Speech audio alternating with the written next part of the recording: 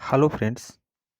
तो जैसा कि आप देख रहे हैं कि हम रुक्मणी का रुक्मणी का वॉल्यूम 2 सेट प्रैक्टिस करा रहे हैं। और ये बीएसएससी बिहार कर्मचारी चयन आयोग जो वैकेंसी अभी हाल ही में आई है इंटर स्तरीय द्वितीय इंटर स्तरीय उसका सेट है। और ये लेटेस्ट सेट है, वॉल्यूम नंबर 2 है। जैसा कि आपको पता होगा, ये वॉल्यूम नंबर 2 टेस्ट सीरीज है। और 2 टेस्ट सीरीज का हमने अभी तक 14 टेस्ट सीरीज बता दिए हैं। इसमें टोटल 20 टेस्ट सीरीज है। जैसा कि आप देख सकते हैं, यहाँ पे लिखा है कि यह 20 टेस्ट सीरीज का एक सेट्स है। और इस सेट में हमने अभी तक 14 का डिस्कशन करा दिया है। यदि आप 14 तक का डिस्कशन नहीं देखे हैं तो हम हमारे प्लेलिस्ट में जा कर के आप 14 का डिस्कशन सुन सकते हैं। हम आज टेस्ट डिस्कशन 15 करेंगे। तो चलिए बिना देर किए हुए हम 15 की ओर चलते हैं। तो जैसा कि आप स्क्रीन पे टेस्ट सीरीज 15 को देख रहे हैं, टेस्ट सीरीज 15 यहाँ आपको दिख रहा है। तो आज हम इसी टेस्ट सीरीज 15 को करेंगे। यदि आप अपना जीके जीएस अच्छा करना चाहते हैं तो आप इस डिस्कशन को सुनिए, काफ़ी हेल्पफुल होगा। तो चलिए हम पहले प्रश्न की ओर बढ़ते हैं।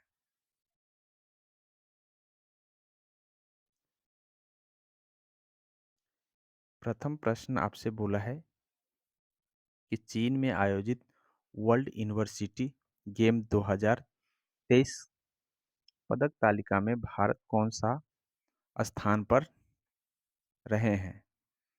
तो यहाँ पे चीन में आयोजित वर्ल्ड यूनिवर्सिटी गेम्स 2023 है। तो आपको ध्यान रखना है कि इस खेल में भारत का रैंक 7वां रहा है।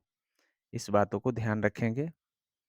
वर्ल्ड यूनिवर्सिटी गेम्स चाइना में हुआ है, ये बात आपको ध्यान रखना है।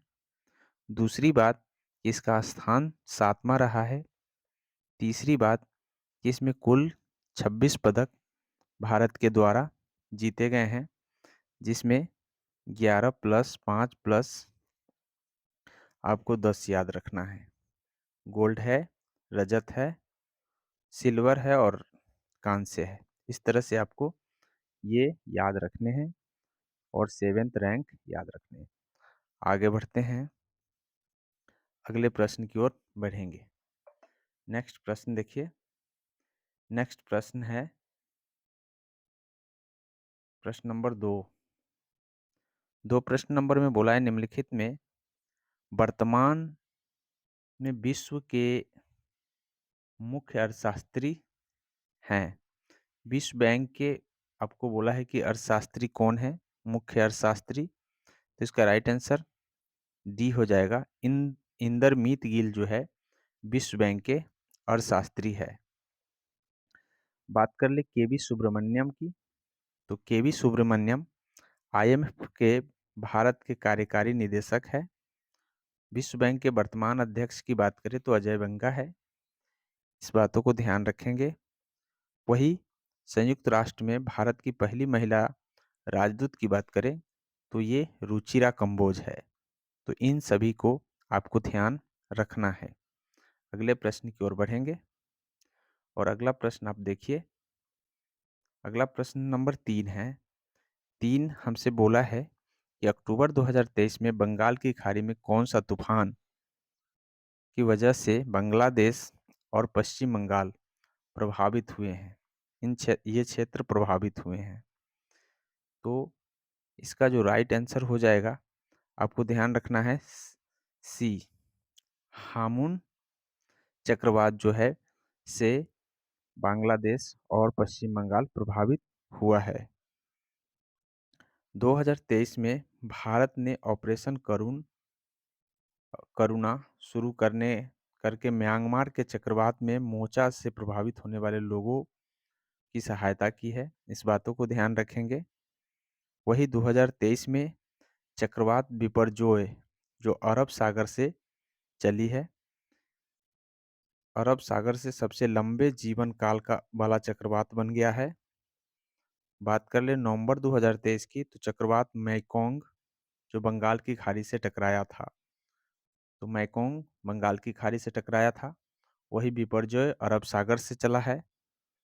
अ, बिपरजॉय अब अरब सागर से उठा था।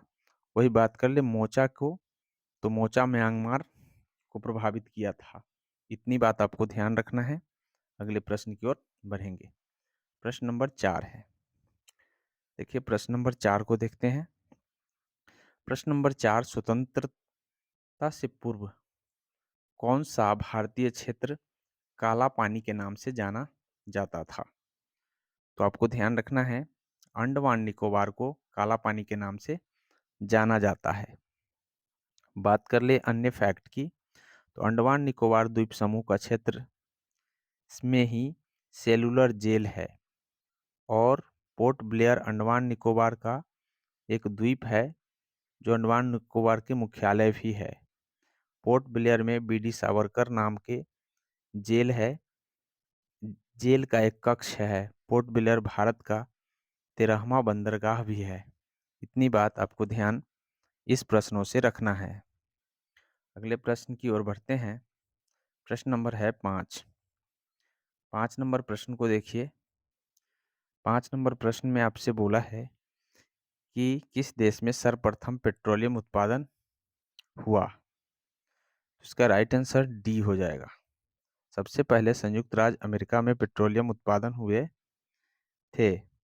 पहला अमेरिकी व्यक्ति जो तेल की खोज किया था सैमुअल एम केर है। इन्होंने 1848 में अचानक अचानक एलएनजी नदी के किनारे पेंसिल्वेनिया में पहला तेल कूप खोदा था। पेट्रोलियम आदिवासी अवसादी चट्टान से बनने वाला पदार्थ है। इस बातों को ध्यान रखेंगे। अगले प्रश्न की ओर बढ़ते हैं। अगला प्रश्न आपसे प्रश्न नंबर है 6। 6 प्रश्न नंबर में देखिए। 6 नंबर में आपसे बोला है पंडित जसराज का संबंध निम्नलिखित में से किस क्षेत्र से है? तो बात करें हम पंडित जसराज की, तो पंडित जसराज का संबंध शास्त्रीय नृत्य से है। इस बातों को ध्यान रखेंगे। वे मेवाती घरानों से संबंधित है। पंडित जसराज को पद्म श्री, पद्म भूषण, पद्म विभूषण समेत अनेक सम्मान दिए गए हैं। उस्ताद बिस्मिल्लाह खां की बात करें, तो बिस्मिल्लाह खां एक शहनाई वादक हैं। इस बातों को ध्यान रखेंगे। अगले प्रश्न की ओर बढ़ेंगे और नेक्स्ट प्रश्न आपका है 7। 7 नंबर प्रश्न को देखिए। संसार का छत किसे कहा जाता है? तो पामीर की पठार को संसार का छत कहा जाता है। इस पठार पर लोयस मिट्टी का अधिक विस्तार है। यह पठार औसतन 5000 मीटर ऊंचा है। यह उत्तर में क्यूनूल एवं दक्षिण में हिमालय पर्वत से घिरा हुआ है। अगले प्रश्न की ओर बढ़ेंगे। अगला प्रश्न 8 है। 8 में बोला गया है कि मोंटेसरी शिक्षा की बुनियादी अवधारणा क्या है?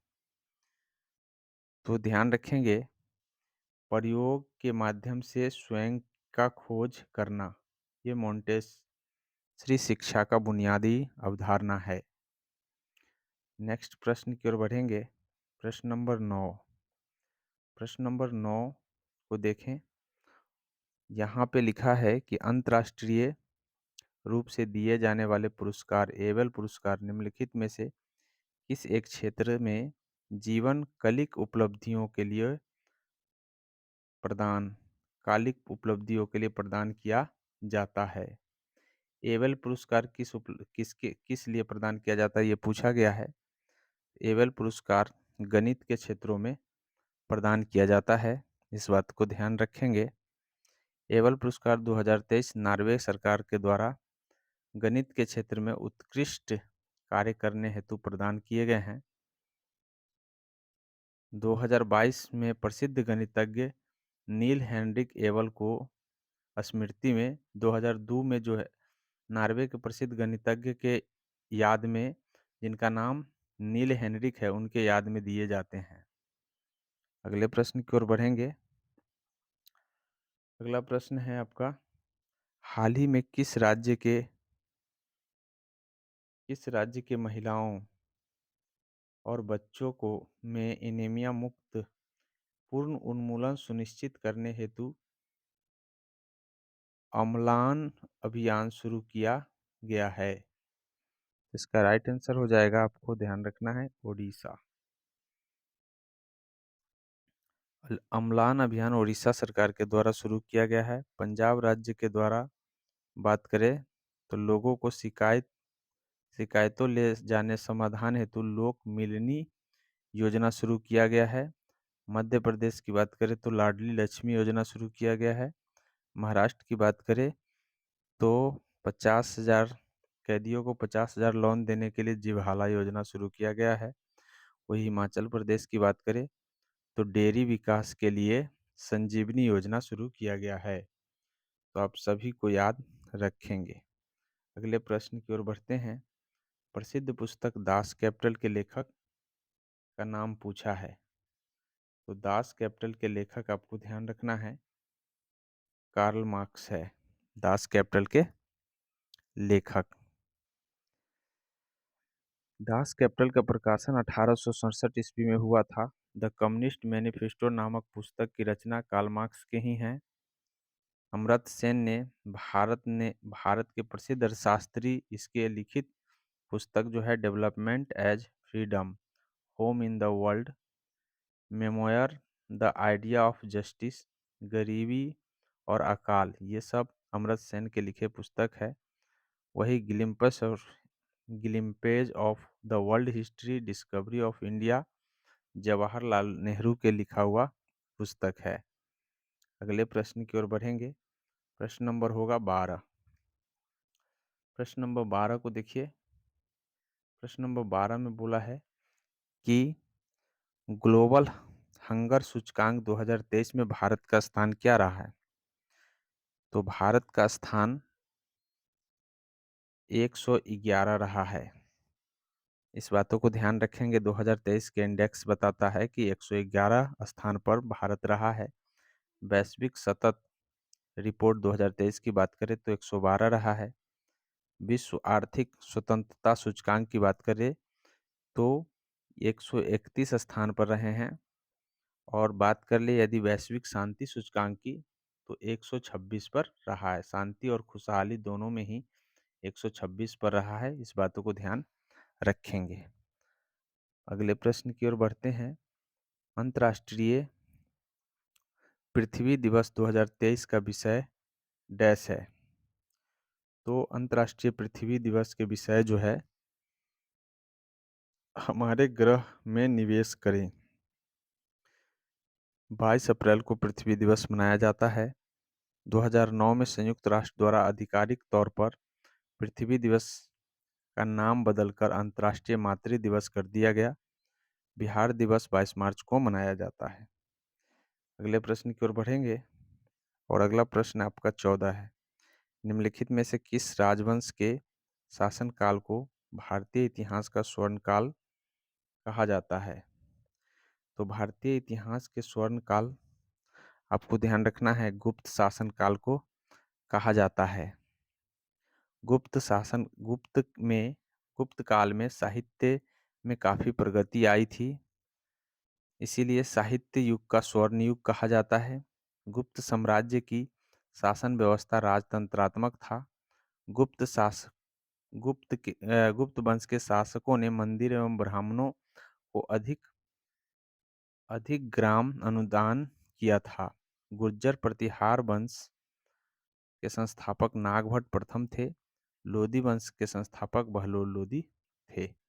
अगले प्रश्न की ओर बढ़ते हैं और अगला प्रश्न जनगणना से है। प्रश्न नंबर है 15। 15 में बोला है 2011 की जनगणना के अनुसार भारत की जनसंख्या है तो भारत की जनसंख्या 1.21 बिलियन है। बिलियन में पूछेगा तो इतना हुआ, करोड़ में पूछेगा तो 121 करोड़ लगभग हो जाएगा। अगले प्रश्न की ओर बढ़ेंगे, उससे पहले आप थोड़ा-सा अन्य फैक्ट को जान लें। भारत की जनसंख्या कुल विश्व की जनसंख्या का 17.5% है। वही बात कर ले, महिलाओं की संख्या कम है पुरुषों से। 2011 के जनगणना के अनुसार कुल जनसंख्या में, याद रखेंगे, कुल जनसंख्या में महिलाएं की साक्षरता दर भी कम है, लिंगानुपात भी कम है। भारत में सबसे कम जनसंख्या वाला राज्य की बात करें तो सिक्किम है। आगे प्रश्न की ओर बढ़ेंगे। अगला प्रश्न आपका मैथमेटिक्स का है। आप मैथमेटिक्स को देख करके हल कर ले। हम अभी फिलहाल जीके जीएस का प्रैक्टिस करा रहे हैं, तो आप हल करने का प्रयास कर ले। हम सिर्फ जीके जीएस का प्रैक्टिस आपको करा देते हैं। चलिए तो आगे देख लीजिए, प्रश्नों को आप हल कर लीजिएगा। प्रश्न नंबर अब 31 आ गया। प्रश्न नंबर 31 को देखिए। 31 में बोला है कि तक्षशिला का प्राचीन शहर किन नदियों के बीच स्थित है? तो ध्यान रखेंगे, तक्षशिला सिंधु और झेलम के बीच स्थित है। अगले प्रश्न की ओर बढ़ेंगे। हड़प्पा नीति किस गवर्नर ने अपनाई थी? तो हड़प नीति, सॉरी माफ कीजिएगा, हड़प नीति किस गवर्नर ने अपनाई थी? तो लॉर्ड डलहौजी का कार्यकाल 1848 से लेकर 1856 था। और इसी बीच में आपको ध्यान रखना है, उसने हड़प की नीति अपनाई थी और कई राज्य को इसने हड़प लिया था। हड़प की नीति में सबसे पहले 1848 में सतारा को, जैतपुर संभलपुर को 1849 में, 1850 में बघाट को, उदयपुर को 1852 में, झांसी को 1853 में, नागपुर को 1854 में और करौली के 1855 में। तो वही 1856 में अवध को हड़प लिया था। कुशासन का आरोप लगा करके अवध को हड़पा गया था। इस बातों को आपको ध्यान रखना है। इसी को हम डॉक्ट्राइन ऑफ लैप अंग्रेजी में कहते हैं, हड़प नीति को। हालांकि रेलवे का जनक भी डलहौजी को ही माना जाता है। 1853 में इसी के कार्यकाल में रेलवे चलाए गए थे। चित्तौड़ का क्रांति कीर्ति स्तंभ किसने बनवाया था? तो याद रखेंगे चित्तौड़ का कीर्ति स्तंभ राणा कुंभा के द्वारा बनाया गया था। राणा कुंभा, इस बातों को ध्यान रखेंगे। 1436 में गजनी खां को उसके वजीर ने अपदस्थ कर दिया। महमूद शाह की उपाधि से मालवा की गद्दी पर बैठा था। उसने मेवाड़ के राणा कुंभा के विरुद्ध अभियान में सफलता का दावा किया। दूसरी ओर राणा कुंभा ने अपनी मालवा विजय का दावा करते हुए चित्तौड़ में 1448 को विजय स्तंभ का निर्माण करवाया था। तो अपने विजय के उपलक्ष्य में राणा कुंभा ने कीर्ति स्तंभ का निर्माण करवाया था। 1433 में मुगल की मृत्यु के उपरांत उसका पुत्र राणा कुंभा मेवाड़ का शासक बना।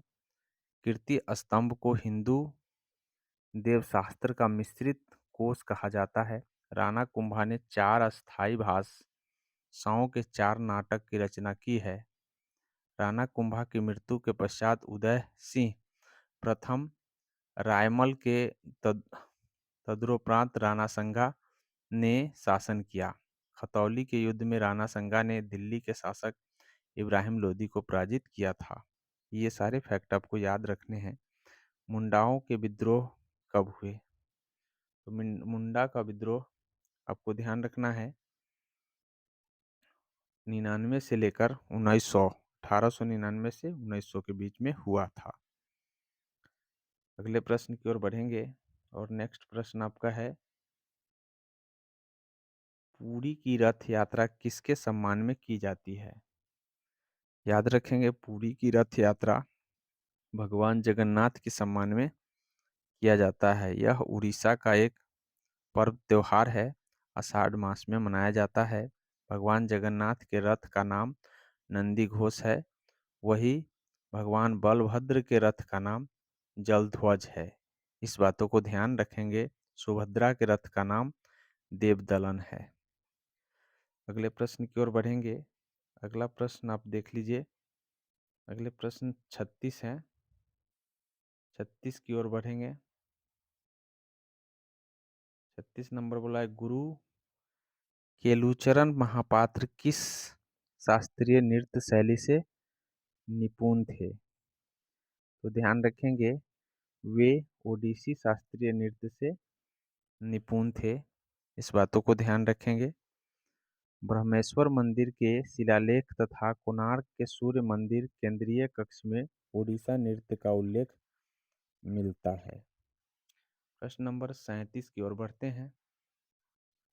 37 में देखिए, पहला भारत में पहली बार उक्त में से कोई नहीं नोटा का प्रयोग किया गया था। तो याद रखेंगे, पहली बार नोटा का प्रयोग, ध्यान रखेंगे कि पहली बार नोटा का प्रयोग 2013 में किया गया था।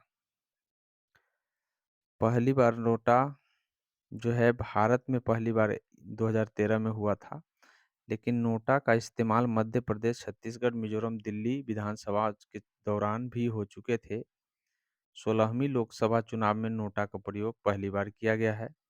राज्यसभा के चुनाव में 2014 में नोटा का प्रयोग किया गया है। तो इस बातों को ध्यान रखेंगे। अगले प्रश्न की ओर बढ़ेंगे। इसका राइट आंसर सी हो जाएगा। प्रश्न नंबर है 38। 38 में बोला है, सौर मंडल के सबसे बाह्यतम ग्रह निम्नलिखित में से कौन सा है? तो सौर मंडल का सबसे बाह्यतम ग्रह की बात करें तो आपको ध्यान रखना है, हो जाएगा नेपच्यून। सबसे बाहरी ग्रह है, उसके अंदर में यूरेनस है, फिर इस तरह से सजा हुआ है। इस बातों को ध्यान रखेंगे। 14, याद रखेंगे, इसके 14 उपग्रह हैं। यह हरे नीले रंग का है। यह सबसे ठंडा उपग्रह है। 1846 में जर्मनी खगोल जोहान गाले ने इसकी खोज की थी। तो इस सारे बातों को आपको ध्यान रखना है। निम्नलिखित में से किसने भारत के योजना आयोग का उपाध्यक्ष के रूप में कार्य किया था? तो भारत के योजना आयोग के रूप में कौन जो है उपाध्यक्ष के रूप में कार्य किए थे, ये पूछा जा रहा है। तो इसका राइट आंसर हो जाएगा प्रणब मुखर्जी। उपाध्यक्ष के रूप में कार्य किए थे। इस बातों को ध्यान रखेंगे। बात कर ले हम पीवी नरसिम्हा राव के कार्यकाल के दौरान प्रणब मुखर्जी योजना आयोग के उपाध्यक्ष थे।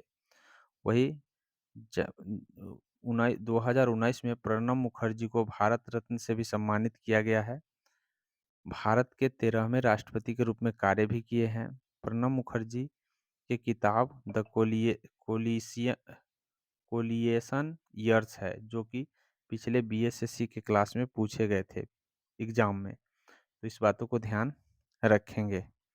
अगले प्रश्न जानने से पहले थोड़ा जान ले, योजना आयोग के प्रथम अध्यक्ष प्रधानमंत्री जवाहरलाल नेहरू थे और उपाध्यक्ष गुलजारीलाल नंदा थे। इस बातों को भी ध्यान रखेंगे।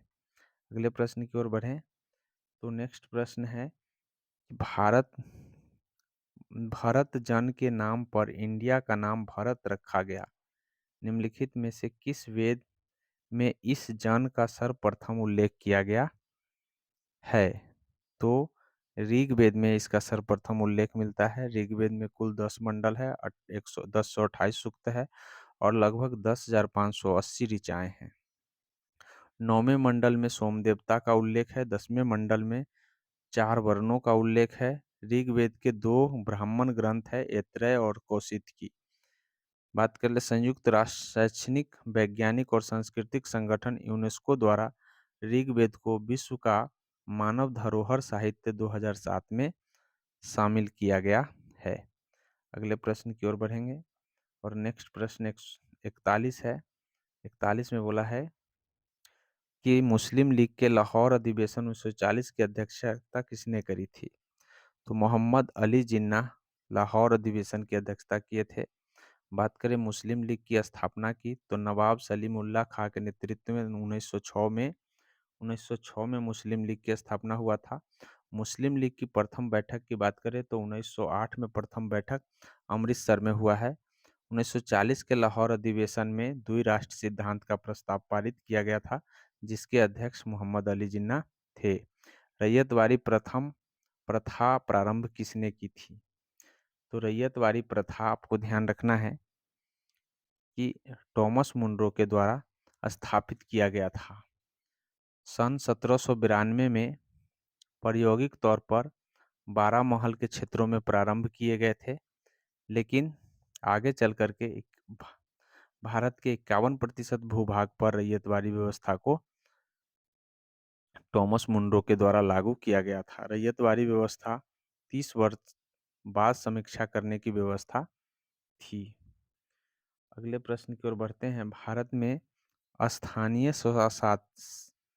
स्वशासी संस्थाएं 1882 में सशक्त की गई थी। तो ध्यान रखेंगे कौन सी स्वशासी संस्था थी?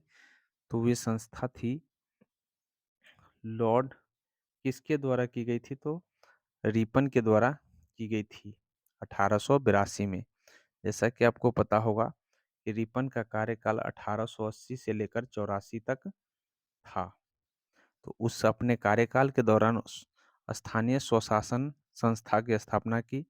लॉर्ड रिपन को उदारवादी दल के सदस्य माना जाता है। लॉर्ड रिपन जो है बहुत सारे कार्य अपने कार्यकाल के दौरान किए। इसमें 1881 में फैक्ट्री एक्ट लाए थे। प्रथम वास्तविक जनगणना नियमित 1881 में इन्हीं के कार्यकाल में शुरू हुआ था। 1882 में वर्नाकुलर प्रेस एक्ट को समाप्त कर दिए थे। हंटर आयोग शिक्षा के लिए 1882 में ही गठन किए गए थे। इल्बर्ट बिल 1883 से 84 इसी के कार्यकाल में लाए गए थे। अकाल संहिता 1883 में लॉर्ड रिपन के ही कार्यकाल में फेमिना कोड के नाम से बना था। तो इतनी बातें आपको ध्यान रखना है। इस सिख गुरु को अकबर ने 500 बीघा जमीन दी थी। तो गुरु रामदास को 500 बीघा जमीन गुरु अकबर ने दिया था। रामदास से प्राप्त जमीन पर अमृतसर नामक शहर बसाया गया। इस बातों को ध्यान रखेंगे। गुरु रामदास अपने पुत्र अर्जुन को उत्तराधिकारी नियुक्त किया था। गुरु अर्जुन देव अमृतसर तालाब में हरमिंदर साहब का स्थापना किया था। वही आदि ग्रंथ की रचना भी किए थे। हरमिंदर साहिब के सोना का आवरण लगाने वाले महाराजा रंजीत सिंह थे। इस बातों को ध्यान रखेंगे। कपास की कृषि के लिए कौन सी मृदा सर्वाधिक उपयुक्त मानी जाती है? इसका राइट आंसर रेगूर मिट्टी या काली मिट्टी होती है। दोनों का सेम ही नाम है, इस तरह से ध्यान रखेंगे। खरीफ फसल इससे के पककर तैयार होने में 6 से 8 महीने लगते हैं इसमें। इस बातों को ध्यान रखेंगे। गुजरात महाराष्ट्र कपास के प्रमुख उत्पादक राज्य है। बाद बाकी आगे मैथ का सवाल है, आप खुद से मैथ का सवाल कर लेंगे। हम सिर्फ आपका जीके जीएस करा दे रहे हैं। आप मैथमेटिक्स को कहेंगे तो मैं अगले वीडियो में बना करके बता दूंगा। तो चलिए हम जीके जीएस अगले जीके जीएस की ओर बढ़ते हैं। तो नेक्स्ट है आपका 61। यहाँ देखिए बोला है संविधान का 52वां संशोधन संबंधित है। तो याद रखेंगे 52वां संशोधन दल बदल से संबंधित है। दल बदल कानून 10वीं अनुसूची में रखा गया है और यह 52वें संविधान संशोधन 1985 के तहत बनाया गया था। बात कर ले हम अगले प्रश्न की। तो अगला प्रश्न देखिए। अगला प्रश्न आपसे बोला है कि भारत में संसद की लोक लेखा समिति के उपाध्यक्ष की नियुक्ति की जाती है। मतलब किसके द्वारा की जाती है? तो ध्यान रखेंगे लोक लेखा समिति के यहाँ पे अध्यक्ष की नियुक्ति बात किया है, तो अध्यक्ष की नियुक्ति लोकसभा स्पीकर यानी अध्यक्ष के द्वारा किया जाता है। लोक लेखा समिति कैग के रिपोर्ट पर विचार करता है। सर्वोच्च न्यायालय तथा उच्च न्यायालय के मुख्य न्यायाधीशों, भारत के महान्यायवादी, नियंत्रक और महालेखा परीक्षक, इन सभी की नियुक्ति राष्ट्रपति के द्वारा ही किए जाते हैं। राज्यपाल मुख्यमंत्री की नियुक्ति राज्य में करता है, इस बातों को ध्यान रखेंगे। और राज्यपाल की नियुक्ति राष्ट्रपति के द्वारा किए जाते हैं। लोकसभा अध्यक्ष अध्यक्ष के रूप में शपथ नहीं लेते हैं, बल्कि सामान्य सदस्य के रूप में वे शपथ लेते हैं। कोई विधेयक धन विधेयक है या नहीं, उसका तय लोकसभा स्पीकर ही करते हैं। लोकसभा स्पीकर अपना त्यागपत्र उपाध्यक्ष को देते हैं, इस बातों को ध्यान रखेंगे। अगले प्रश्न देखिए, सर्व शिक्षा अभियान निम्नलिखित में से किस आयु वर्ग के लिए है? सर्व शिक्षा अभियान कौन से आयु वर्ग के लिए है? तो इसका राइट आंसर 6 से लेकर 14 वर्ष तक के बच्चों के लिए सर्व शिक्षा अभियान है, और यह योजना 2001 में लाया गया था। बात कर ले हम अन्नपूर्णा योजना का, तो 2000 में अन्नपूर्णा योजना आया था, जो कि हाल ही में बिहार दरोगा के एग्जाम में पूछे गए थे। बात कर ले हम 6 से 14 वर्ष तक के बच्चों के लिए अनुच्छेद 21 में वर्णन है, निःशुल्क शिक्षा की बात कही गई है। वही 86वें संविधान संशोधन के तहत 2002 में इसे जोड़ा गया था। 86वां संविधान संशोधन के द्वारा 51 क में 11 मौलिक कर्तव्य भी जोड़े गए हैं, इस बातों को ध्यान रखेंगे। अगले प्रश्न की ओर बढ़ते हैं। चीन का राष्ट्रपति किसे कहा राष्ट्रपिता किसे कहा जाता है? तो जिस तरह से हमारे यहाँ राष्ट्रपिता महात्मा गांधी को कहा जाता है, ठीक उसी तरह के से चीन में राष्ट्रपिता डॉक्टर sun यat-sen को कहा जाता है। अगले प्रश्न की ओर बढ़ेंगे, और अगला प्रश्न, बांग्लादेश को किस देश से स्वतंत्रता मिली? तो बांग्लादेश को याद रखेंगे पाकिस्तान से, ध्यान रखेंगे इसका राइट आंसर पाकिस्तान हो जाएगा। अगले प्रश्न की ओर बढ़ेंगे, उससे पहले आप कुछ फैक्ट्स को जान लीजिए। 1971 में शेख मुजीबुर रहमान के नेतृत्व में पाकिस्तान से अलग होकर के बांग्लादेश का निर्माण हुआ था। पूर्वी पाकिस्तान बांग्लादेश बन गया, वही पश्चिमी पाकिस्तान आज भी पाकिस्तान के रूप में है। वर्ष 1974 में पाकिस्तान ने बांग्लादेश को स्वतंत्र देश के रूप में मान्यता प्रदान कर दी। संगम साहित्य का संबंध प्राचीन और मध्यकालीन भारत के निम्नलिखित में से कौन सा भाग से है?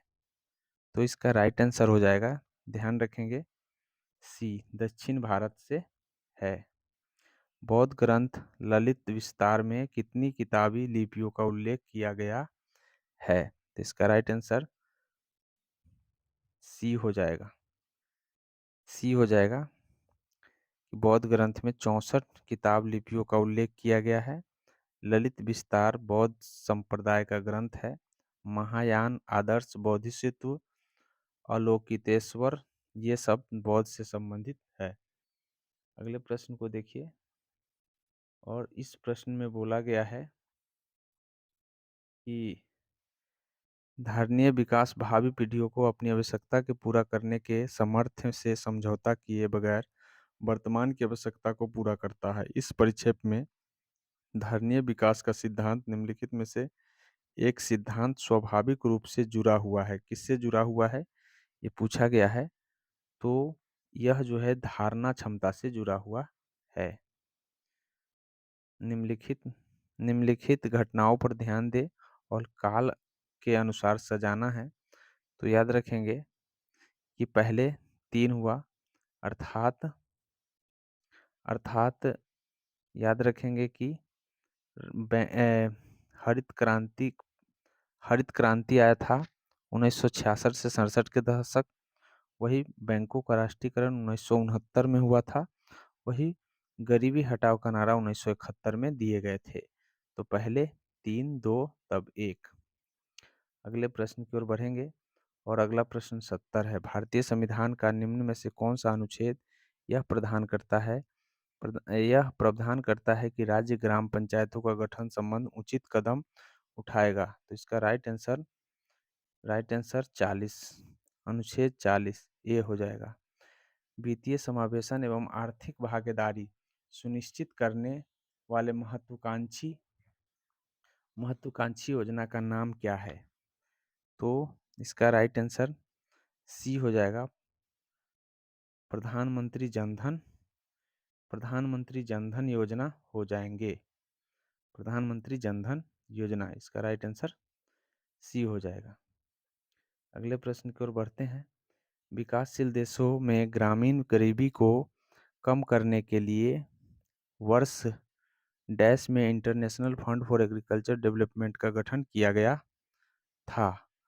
तो ध्यान रखेंगे इसका गठन जो हुआ था 1977 में किए गए थे। विश्व खाद्य सम्मेलन 1974 के परिणाम 1977 में आईएफएडी का स्थापना हुआ था। अगले प्रश्न की ओर बढ़ेंगे और अगला प्रश्न बोला है हिमालय पर्वतमाला को किसमें विभाजित किया गया है? तो हिमालय पर्वतमाला को ध्यान रखेंगे कि हिमालय पर्वतमाला को हिमाचल, हिमाद्री और शिवालिक में विभाजित किया गया है। बात कर लेते अगले प्रश्न की। तो परिचालकीय इनमें से किस प्रदेश का परिचकली इनमें से किस प्रदेश के लोकप्रिय नृत्य है? तो परिचकली याद रखेंगे, यह नृत्य लक्षद्वीप का है। लक्षद्वीप में परिचकली नृत्य होता है। कोककली और परिचकली ये लक्षद्वीप का है। लावा लक्षद्वीप का लोक नृत्य है। लावा नृत्य मिनी कौय द्वीप के सबसे लोकप्रिय नृत्य है। आंध्र प्रदेश का घंटा मर्दाल, कुंभी और बथुकम्बा, छड़ी आदि ये आंध्र प्रदेश का है। वही कर्नाटक का यक्षगान, कुनीत, कर्ग और वीरगासे है। अगले प्रश्न की ओर बढ़ते हैं। राष्ट्रीय मानवाधिकार आयोग के अध्यक्ष कौन होता है? तो राष्ट्रीय मानवाधिकार आयोग के अध्यक्ष याद रखेंगे, इनके अध्यक्ष जो होते हैं सेनावृत्त उच्च न्यायालय या मुख्य न्यायाधीश, उच्च न्यायालय के न्यायाधीश या मुख्य न्यायाधीश या अन्य न्यायाधीश होते हैं। इस बातों को ध्यान रखेंगे। अगले प्रश्न की ओर बढ़ेंगे और अगला प्रश्न आपका है 76 नंबर। देखिए, एक पर्यटक एक शहर में तारामंडल देखना चाहता है। सॉरी, ये रीजनिंग का सवाल है, आप खुद से कर लीजिएगा। हम अगले प्रश्न सीधा जीके जीएस की ओर आते हैं।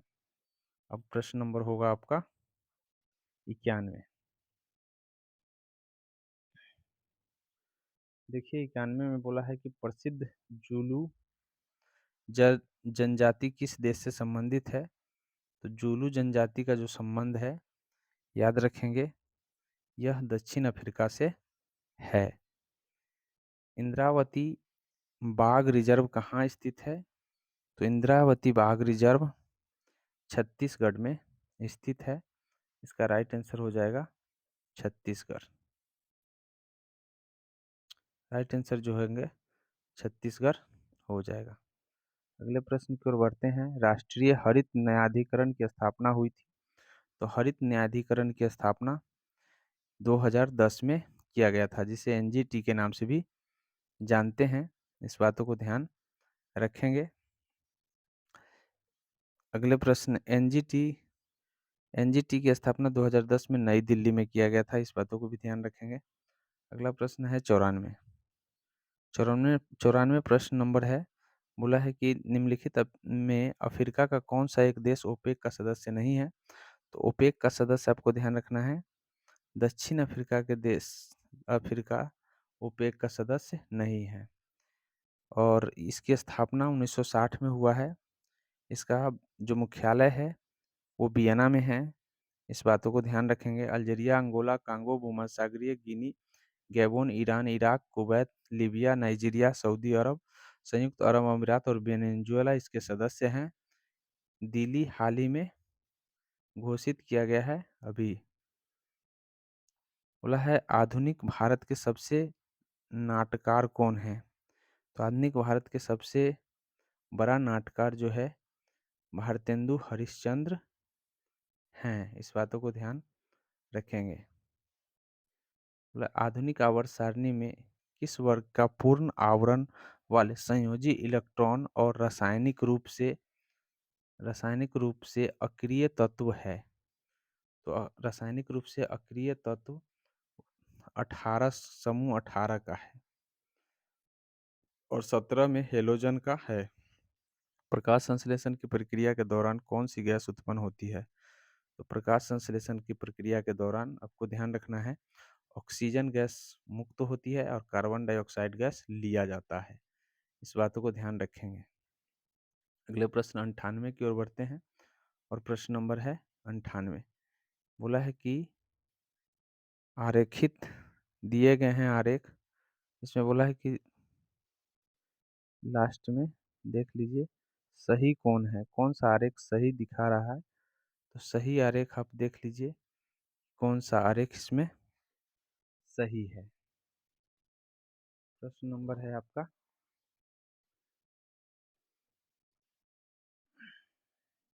यहाँ देखिए कौन सा आरेख सही होगा।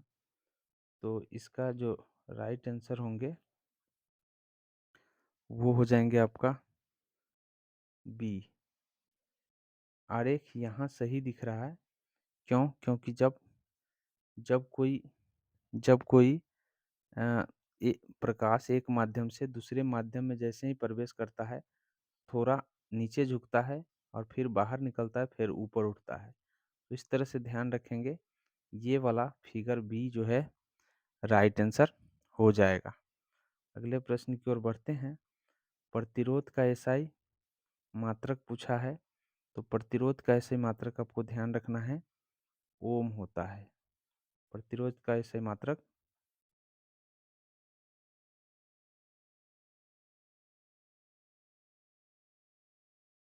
अगले प्रश्न की ओर प्रश्न नंबर है 99। प्रतिरोध का एसआई मात्रक आपको ध्यान रखना है ओम है।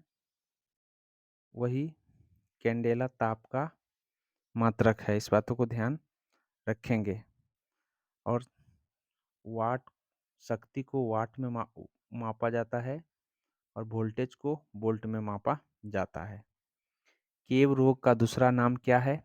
तो केव रोग का दूसरा नाम आपको ध्यान रखना है कि केव रोग का दूसरा नाम रेटिकुलम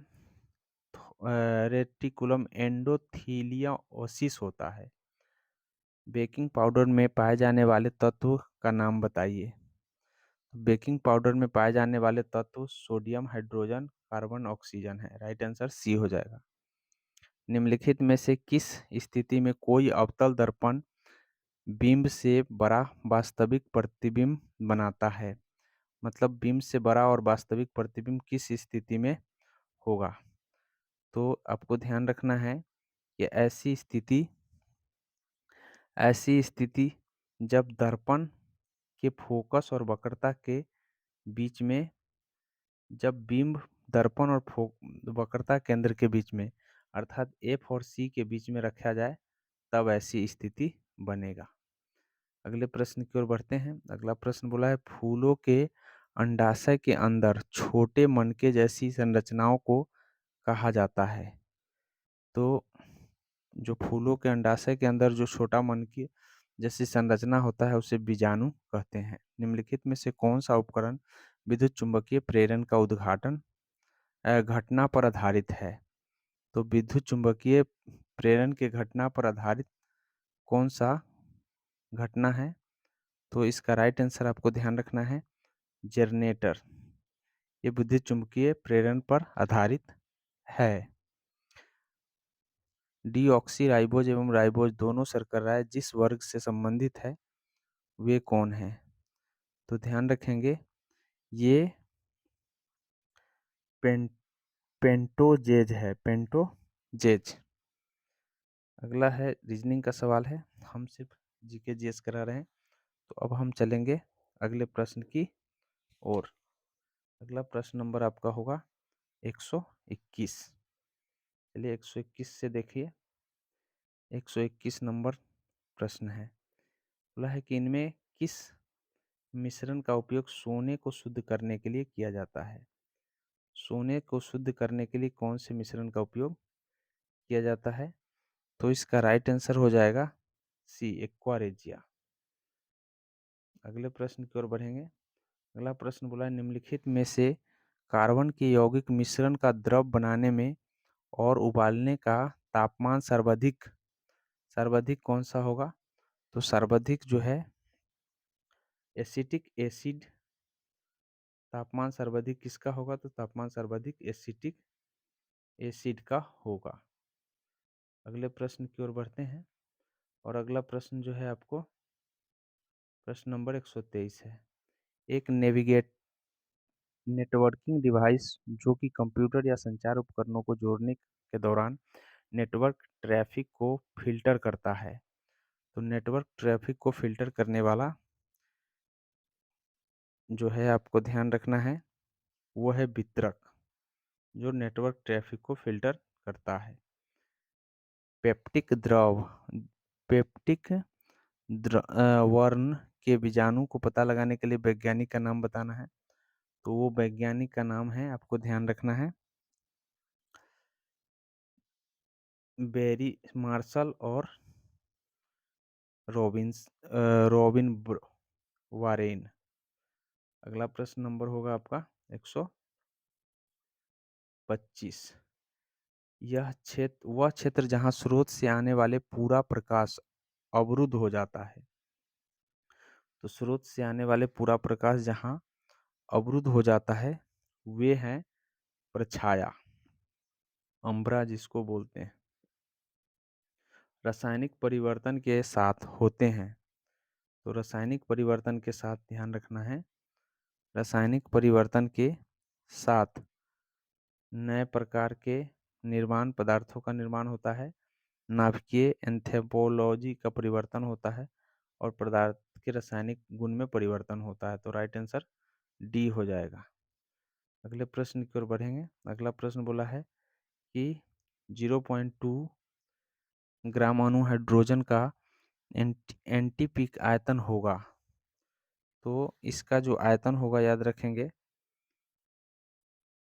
इसका राइट आंसर हो जाएगा 488 448 सॉरी 448। ये कैसे आएगा? तो सबसे पहले हम आयतन लीटर में बदल लेंगे, फिर मिलीलीटर में बदल लेंगे और मिलीलीटर में बदलने के बाद इसे हम गुना कर देंगे 2.20 से 2.20 से गुना कर देंगे, इससे आ जाएगा। मानव शरीर में लवणों का परिवहन डैश के द्वारा होता है। तो मानव शरीर में लवणों का परिवहन याद रखेंगे, यह जो है लवण का परिवहन ध्यान रखेंगे रक्त के द्वारा होता है। लवणों का परिवहन रक्त के द्वारा होता है। रक्त में विभिन्न प्रकार के घटक होते हैं जिसमें श्वेत रक्त आपको ध्यान रखना है और लाल रक्त होता है, प्लेटलेट्स होता है, ये सारी चीज होते हैं। अगले प्रश्न की ओर बढ़ेंगे। अगला प्रश्न बोला है स्वतंत्र रूप से गिरने वाली वस्तुओं द्वारा तय की गई दूरी किसके अनुपात में है? तो ध्यान रखेंगे यह जो है यह गिरने का समय के वर्ग के अनुपात में होता है। गिरने के समय के वर्ग के अनुपात में होता है। राइट आंसर जो हो जाएगा आपको ध्यान रखना है सी। अगले प्रश्न की ओर बढ़ेंगे और अगला प्रश्न बोला है आवृत्ति के अवरोही क्रम में सही क्रम क्या होगा?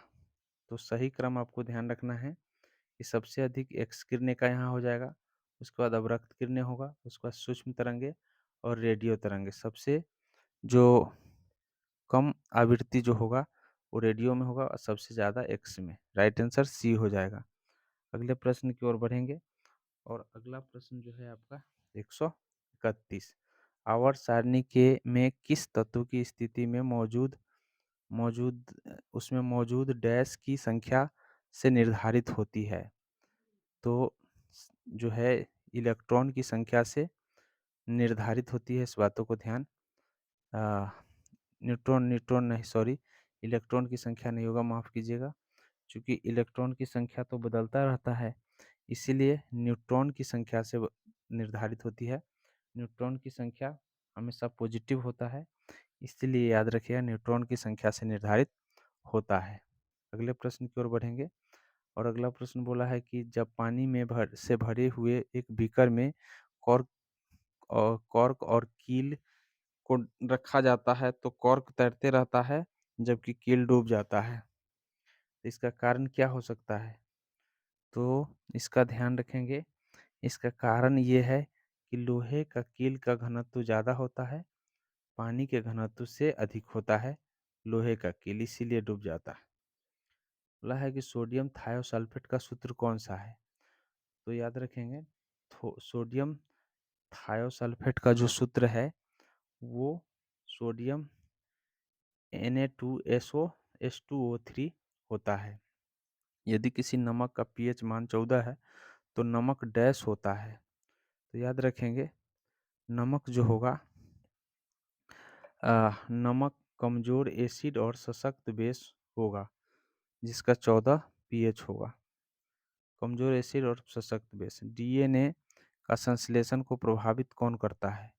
तो डीएनए के संश्लेषण को प्रभावित जिब्रेलिन करता है। जिब्रेलिन नहीं, एक मिनट, जिब्रेलिन नहीं करता है बल्कि ध्यान रखना है कि यह जो है डीएनए, एक मिनट, इसका राइट आंसर जो हो जाएगा 135। डीएनए के संश्लेषण को प्रभावित करने वाला साइटोकाइनिन होगा, साइटोकाइनिन। इस तरह से आपको ध्यान रखना है कि साइटोकाइनिन इसके राइट आंसर हो जाएंगे। तो हमने पूरा जीके और जीएस करा दिया है। आशा करते हैं कि आपको समझ में आया होगा, और यदि समझ में आया होगा तो लाइक और सब्सक्राइब वीडियो को ज़रूर कर दे और वीडियो को शेयर कर दे ताकि अन्य लोगों को भी फायदा हो इससे। और यदि आप नए हैं तो चैनल को सब्सक्राइब ज़रूर कर लें और चैनल को आगे बढ़ाने का प्रयास करें। आशा करते हैं कि आपको अच्छा लगा होगा तो कमेंट ज़रूर करें। जय हिंद, जय भारत।